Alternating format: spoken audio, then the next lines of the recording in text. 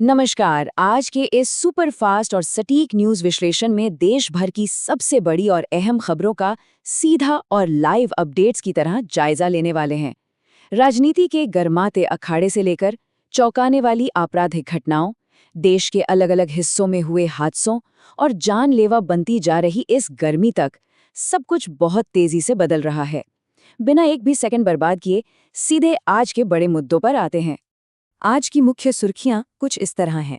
सबसे पहले बात बंगाल चुनाव के सियासी संग्राम की, फिर राष्ट्रीय अपराध और कानून व्यवस्था की स्थिति, इसके बाद देश भर में हुए बड़े हादसे और सुरक्षा, फिर समाज और मेडिकल साइंस से जुड़ी बड़ी खबरें और अंत में पूरे देश को झुलसाने वाली ये भयानक हीट वेव। सेक्शन 1 बंगाल चुनाव का संग्राम, जहां दांव भी ऊंचे हैं और तनाव भी। चलिए सीधे चुनाव प्रचार के सबसे आक्रामक दौर में चलते हैं। पश्चिम बंगाल में नैरेटिव की एक बड़ी जंग चल रही है। एक तरफ प्रधानमंत्री नरेंद्र मोदी हैं, जो भय आउट और भरोसा इन का नारा लगा रहे हैं। सीधा सा मतलब है कि वो टीएमसी के खिलाफ लोगों के गुस्से को भुनाना चाहते हैं। वहीं दूसरी तरफ मुख्यमंत्री ममता बनर्जी हैं, जो बिल्कुल कॉन्फिडेंट हैं और दावा कर रही हैं कि उनकी पार्टी 200 सीटों का जादुई आंकड़ा बड़ी आसानी से पार कर लेगी। दोनों ही खेमे अपनी अपनी जीत को लेकर 100% आश्वस्त नजर आ रहे हैं। इस सियासी लड़ाई में अब आरोप बेहद तीखे हो चुके हैं। पीएम मोदी और गृह मंत्री अमित शाह ने टीएमसी पर सीधा और बड़ा हमला बोला है। उनका साफ आरोप है कि राज्य सरकार गुंडों को पनाह दे रही है और आतंकवाद के मुद्दे पर बेहद नरम रुख अपनाए हुए है। चुनाव प्रचार में ये एक बहुत ही आक्रामक स्टैंड है। और इसी बीच टीएमसी के 200 से ज्यादा सीटें जीतने के दावे पर अमित शाह ने एक लाइन में जो जवाब दिया है, वो पूरा सस्पेंस क्लियर कर देता है। उन्होंने कहा, 4 मई को सब पता चल जाएगा। ये एक लाइन साफ दिखाती है कि दोनों पार्टियों के बीच राजनीतिक टक्कर कितनी जबरदस्त है। लेकिन बात सिर्फ बयानों तक सीमित नहीं है। जमीनी हकीकत ये है कि चुनावी हिंसा लगातार बढ़ती जा रही है। ध्यान दीजिए, भाटपारा में फायरिंग और पत्थरबाजी में 3 लोग घायल हो गए। हावड़ा में बीजेपी टीएमसी भिड़ंत के बाद पुलिस को लाठीचार्ज करना पड़ा। भांगुर में क्रूड बम मिले हैं, जिसकी एनआईए जांच कर रही है। और दक्षिण 24 परगना ब्लास्ट के मुख्य आरोपी को भी एनआईए ने गिरफ्तार कर लिया है। साफ है, हालात काफी नाजुक बने हुए हैं। इस पूरे सियासी ड्रामे में एक और दिलचस्प एंट्री हुई है। आम आदमी पार्टी के अरविंद केजरीवाल टीएमसी के समर्थन में प्रचार करने मैदान में उतरे हैं। उन्होंने सीधा आरोप लगाया है कि बीजेपी वोटर लिस्ट में हेरफेर करके ये चुनाव जीतना चाहती है। सेक्शन 2 राष्ट्रीय अपराध और कानून। बात अब देश भर में हो रही कार्रवाई और इन्वेस्टिगेशंस की। अब एक नजर डालते हैं डेली क्राइम रिपोर्ट पर, जो काफी चौंकाने वाली है। यूपी के बुलंदशहर में सिर्फ चेहरे पर केक लगाने के विवाद में ट्रिपल मर्डर हो गया। रायबरेली में पुलिस एनकाउंटर में एक वांटेड गैंगस्टर घायल हुआ है। उधर दिल्ली में कपिल सांगवान गैंग के सदस्य हथियारों के साथ पकड़े गए हैं। गाजीपुर में एक नाबालिग की मौत पर भारी सियासी बवाल मच गया है और मीडिया सेल पर केस दर्ज हुआ है। और तो और दिल्ली में मामूली विवाद पर एक ऑफ ड्यूटी पुलिस कांस्टेबल ने 2 लोगों पर गोली चला दी। जरा सोचिए, कानून व्यवस्था बनाए रखने के लिए हर दिन किन किन चुनौतियों का सामना करना पड़ रहा है। इन सब के बीच एक बहुत बड़ा कानूनी और राजनीतिक दांव चला गया है। आम आदमी पार्टी के नेता संजय सिंह ने उपराष्ट्रपति को पिटीशन दी है कि राघव चड्ढा समेत 7 सांसदों को एंटी डिफेक्शन लॉ यानी दल बदल कानून के तहत अयोग्य घोषित किया जाए। ध्यान देने वाली बात यह है कि ये कानूनी प्रक्रिया का एक बहुत बड़ा इस्तेमाल है, जिसका सीधा असर संसद के समीकरणों पर पड़ सकता है। सेक्शन 3 हादसे और पब्लिक सेफ्टी। देश भर में आग और दुर्घटनाओं की चिंताजनक स्थिति। देश के अलग अलग हिस्सों से अचानक आग लगने की कई भयानक घटनाएं सामने आई हैं। यूपी के संभल में एक मोबाइल फैक्ट्री पूरी तरह जलकर खाक हो गई। मध्य प्रदेश के ग्वालियर में चलती बस में आग लग गई।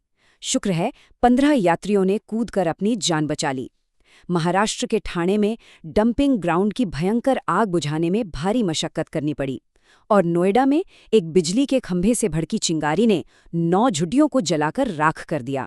ये दिखाता है कि फायर सेफ्टी हमारे यहाँ कितनी बड़ी चुनौती बनी हुई है। अब जरा इस नंबर पर गौर कीजिए, 232।